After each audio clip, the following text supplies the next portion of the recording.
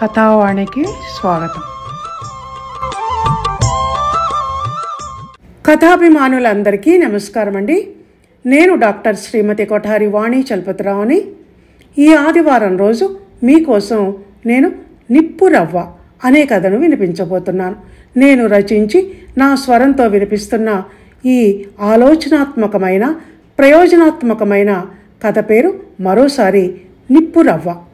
ఇంకా ఆలస్యం చేయకుండా కథలోకి ప్రవేశిద్దాం. తెలుగులో ఒక సామెత ఉంది.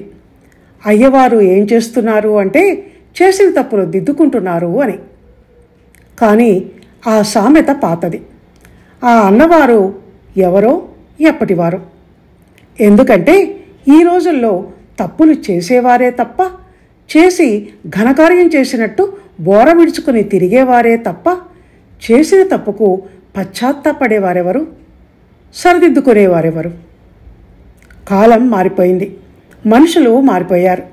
కాలంతో పాటు మనుషుల మధ్య అంతరం కూడా పెరిగిపోయింది. తరాల అంతరం అయితే మరీను. ఒకళ్ళ మాట ఒకళ్ళకు దూరదు. అంతా చెప్పేవాళ్లే కానీ వినేవాళ్ళు ఎవరూ లేరు. ఆ చెప్పేవాళ్ళు కూడా ఎవరు? చిన్నవాళ్ళు. చెప్పేది పెద్దవాళ్లకు. మేమే కరెక్ట్, మేం చెప్పేది మీరు వినండి అంటున్నారు. కొరకరాని కొయ్యల్లా తయారవుతున్నారు అని అనుకుంటూ తన కొడుకు వంశీ గురించి ఆలోచిస్తున్నాడు చంద్రమౌళి. వంశీని ఒక్కగానొక్క కొడుకు అని చాలా ప్రేమగా పెంచి పెద్ద చేశారు చంద్రమౌళి, హేమలత దంపతులు. కానీ వయసులోకి అడుగుపెట్టేసరికి వాడి మాట ధోరణి, చేసే పనులు, ఆలోచన పద్ధతి ఆశ్చర్యం కలిగించటం మొదలుపెట్టాయి వాళ్లకు. అర్ధరాత్రి దాకా ఫ్రెండ్స్తో తిరిగి వచ్చి అప్పుడు పడుకోవటం, మళ్ళీ మధ్యాహ్నం 12ంటికి లేచి బ్రష్ చేసుకోవటం, నిర్లక్ష్యం, మొండివాదన వంటివి చూస్తుంటే ఇప్పుడారా లేచేది అని అడిగితే, ఎప్పుడు లేస్తే ఏమైంది, పొద్దునే లేచి ఏం చేయాలి, రాత్రి లేటుగా పడుకున్నానని తెలీదా మీకు అంటూ పొగరుగా సమాధానం ఇస్తాడు. అర్ధరాత్రి దాకా ఎందుకు బయట తిరగటం, పెందలాడే ఇంటికి రాలేవా అంటే, వచ్చి ఏం చేయాలి అంటూ ప్రశ్నకు ప్రశ్నని సమాధానంగా ఇస్తాడు. అవే సమాధానాలరా, నిద్రపోవటానికి మళ్ళీ నిద్ర లేవటానికి ఒక నియమిత సమయాలు ఉంటాయని తెలీదా నీకు అని అడిగితే, నాకు తెలీదు, మీకున్నాయేమో కానీ నాకు లేవు. నిద్ర వచ్చినప్పుడు పడుకుంటా, మెలకువ వచ్చినప్పుడు లేస్తా, అంతేగాని ప్రతిదానికి నాకు ఏవేవో రూల్స్ అండ్ రెగ్యులేషన్స్ పెట్టకండి అని అంటాడు. మరి చదువు సంగతి అని అడిగితే, అది అంతే, చదవాలని అనిపించినప్పుడు చదువుతా, చదవబుద్ధి కానప్పుడు చదవను. నీకు టైం మేనేజ్మెంట్ అనేది లేదన్నమాట. అయితే టైం మేనేజ్మెంటా, అదేంటి, అదేంటో నాకు తెలియదు అని అంటాడు. దాంతో ఒళ్ళు మండి, తెలియకపోతే తెలియనట్టు ఉండు, అంతేగాని అర్థం పర్థం లేని మాటలు అలా పొగరుగా మాట్లాడకు. వంశీ, పెద్దవాళ్ళు ఏం చెప్తున్నారో అది కొంచెం శ్రద్ధగా విను. మా నాన్న తెల్లవారుజామున 5 గంటలకు మమ్మల్ని నిద్ర లేపి పుస్తకాలు ముందేసి చదవమనేవాడు. ఆ సమయంలో చదివితే చదువు బాగా వస్తుందని అనేవాడు అని అంటే అనేవాడేమో, నువ్వు పాటించేవాడివేమో. అవన్నీ నాకెందుకు చెప్తావు డాడీ? ఈ కంప్యూటర్ యుగంలో పెద్ద లేదు, చిన్న లేదు, టీచర్ లేడు, స్టూడెంట్ లేడు, అంతా ఒకటే. కంప్యూటర్ ఒక్కడే నేర్పేవాడు, అందులో నెట్ ఉంటే చేతిలో అన్నీ ఉన్నట్టే అంటాడు పొగరుగా. అవునా, అందుకేనా ఆ కృత్రిమ జ్ఞానపు నెట్లో నేటి కుర్రకారు చిక్కుకుంటోంది అంటూ ఆ ఒక్క మాట మాత్రం తనలో తను అనుకుంటున్నట్టు అని, ఆ తర్వాత వాదన అవుతుందని స్థాయి భేదాలు గుర్తుకొచ్చి ఆగిపోతాడు చంద్రమౌళి. ముందు ముందు తనకు వంశీ ఇలా ఒక సమస్యగా మారతాడని వాడిని పెంచి పెద్ద చేస్తున్నప్పుడు ఏనాడు అనుకోలేదు. ఎక్కడికి వెళ్ళినా వాడిని కాలు కింద పెట్టనివ్వకుండా తన భుజాల మీద మోస్తూ తీసుకెళ్లేవాడు.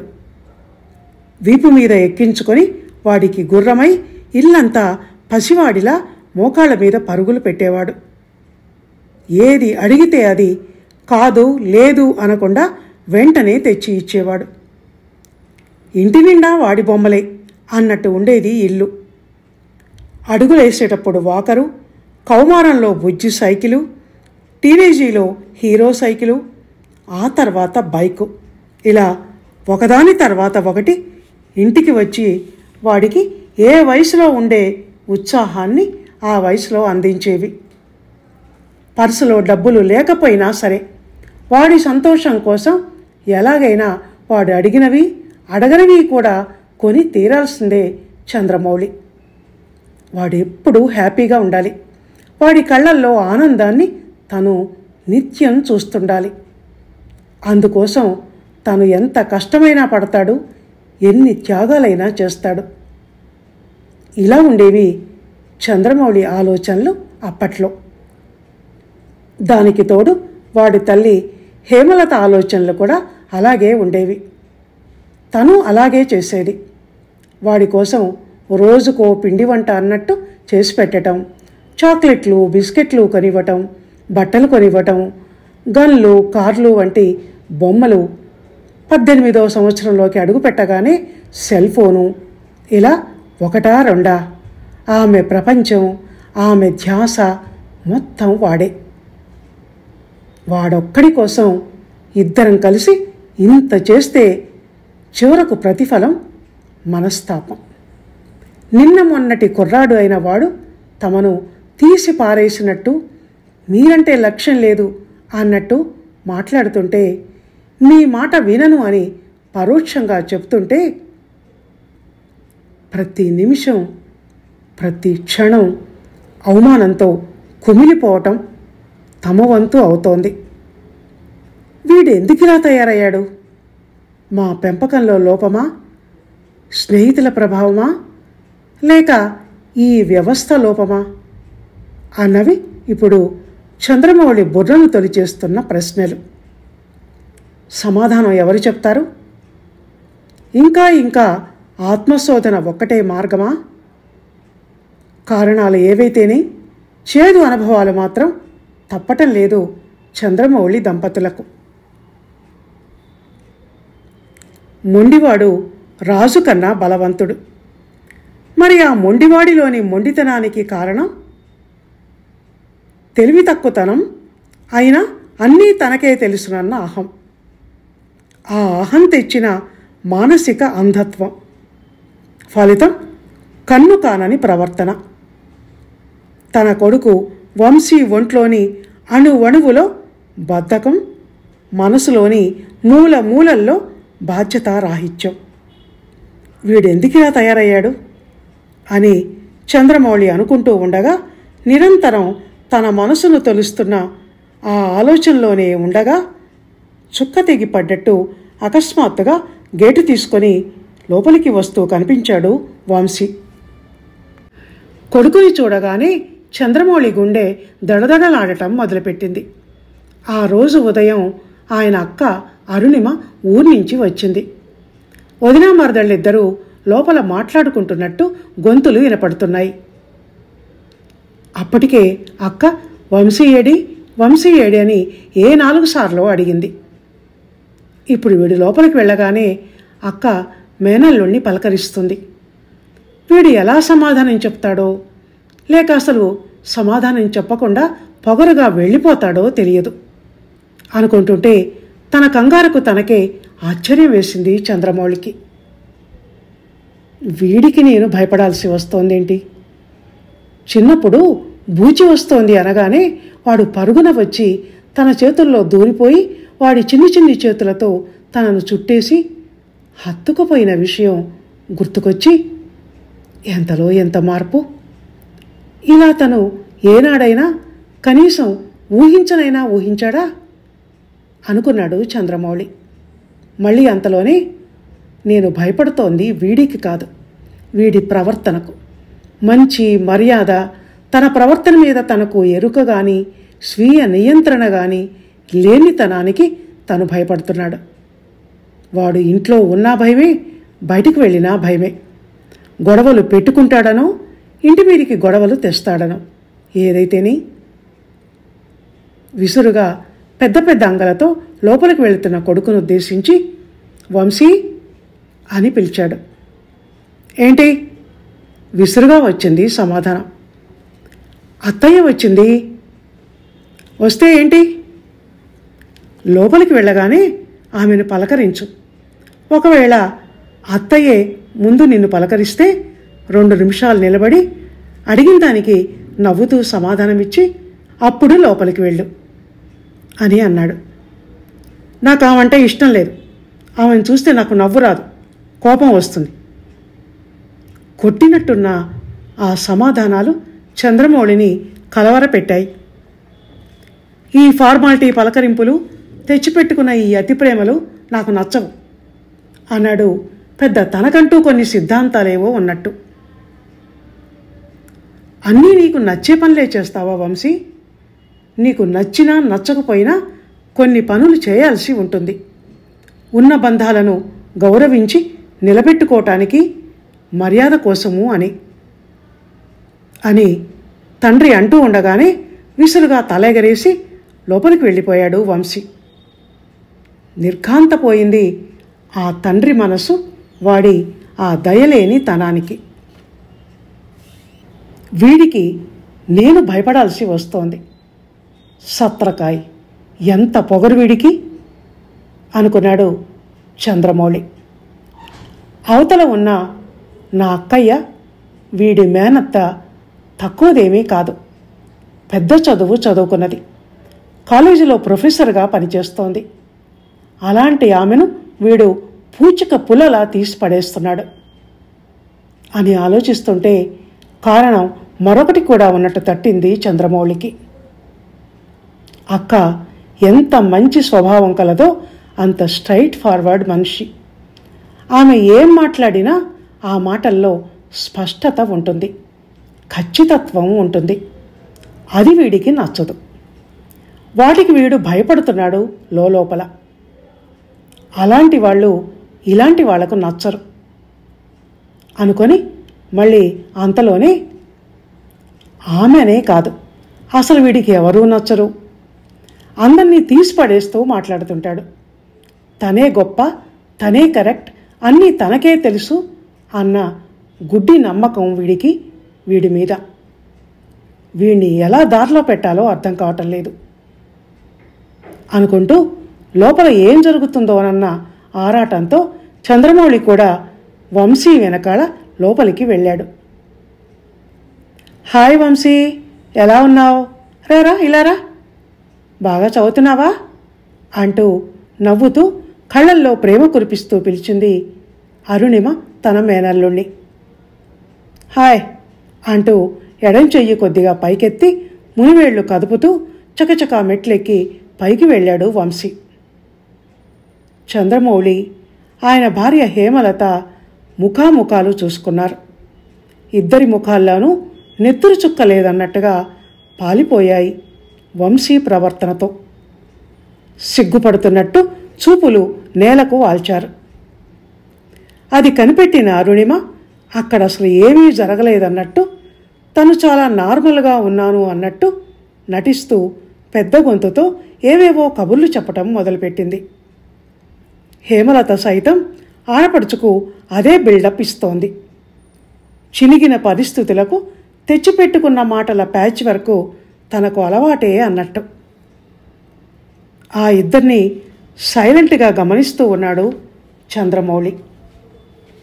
రాత్రి 11 గంటల సమయం అది.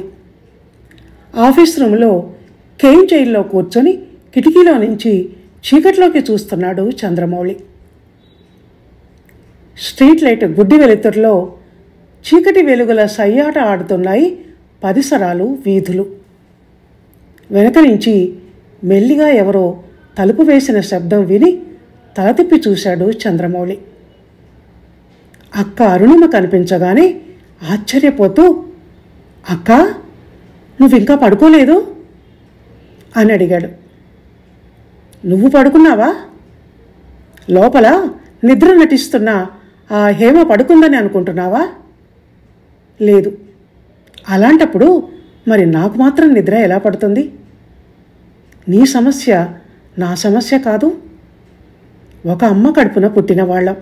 ఆ బంధం మనసును పట్టి లాగకుండా ఎలా ఉంటుంది తమ్ముడు? అంది అరుణిమ. విషయం అర్థమైంది చంద్రమౌళికి. అక్క మాటల్లోని ఆంతర్యం స్పష్టంగానే ఉంది. ఒక్క చూపుతో అంతా కనిపెట్టేయగల నేర్పరి అక్క. తెలివైనది, చురుకైన మనసు కలది. అలాంటి ఆమె ముందు ఇంకా నటించటం అనవసరం.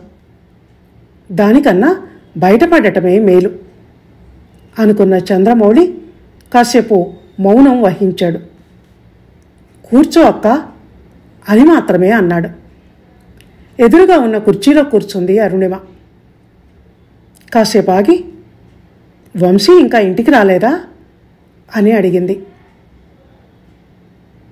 రాలేదు, వాడు రోజూ ఇంతే అన్నాడు చంద్రమౌళి వంచిన తల ఎత్తకుండా.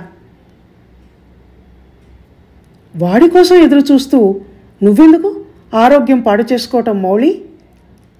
నువ్వు ఎదురు చూస్తున్నంత మాత్రాన వాడు త్వరగా వస్తాడా? అంది తమ్ముడి ముఖంలోకి చూసే ప్రయత్నం చేస్తూ అరుణిమ. పడుకుంటే మాత్రం నిద్ర పడుతుందా అక్క?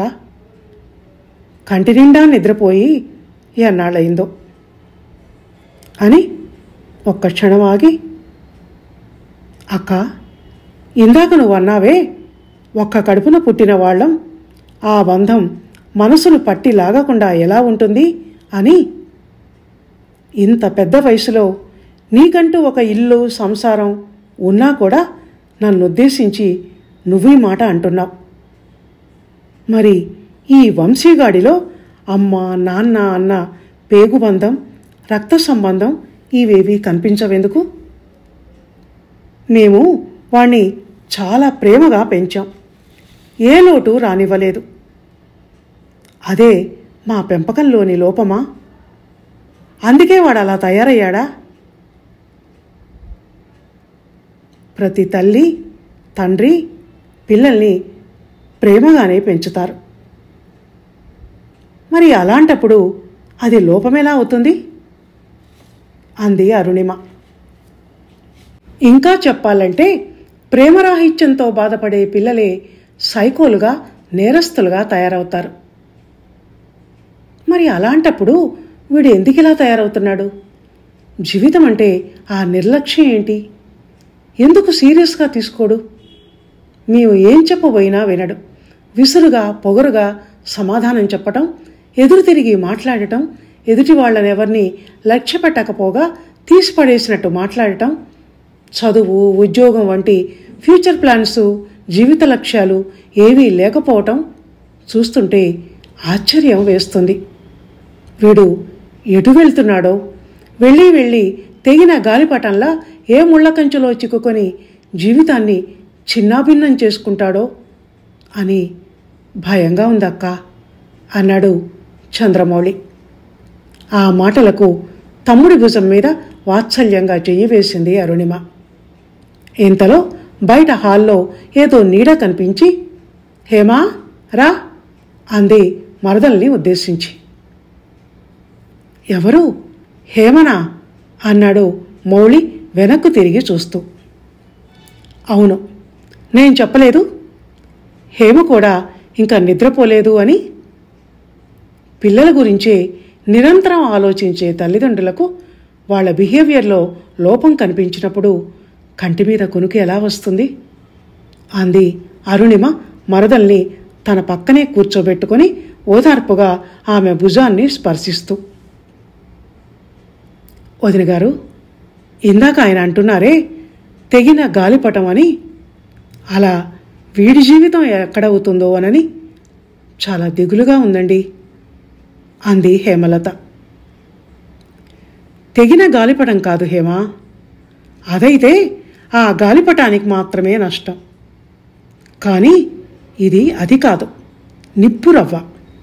బిహేవియర్లో ప్రమాదకరమైన లోపాలు ఉంటే అవి ఏ విపరీత మనస్తత్వానికి సంబంధించినవో అయితే గడ్డివాము మీద పడ్డ నిప్పు రవ్వల అది బొగ్గున మండి చుట్టుపక్కల ఉన్న వాళ్ళ జీవితాలను కూడా బుగ్గిపాలు చేస్తుంది.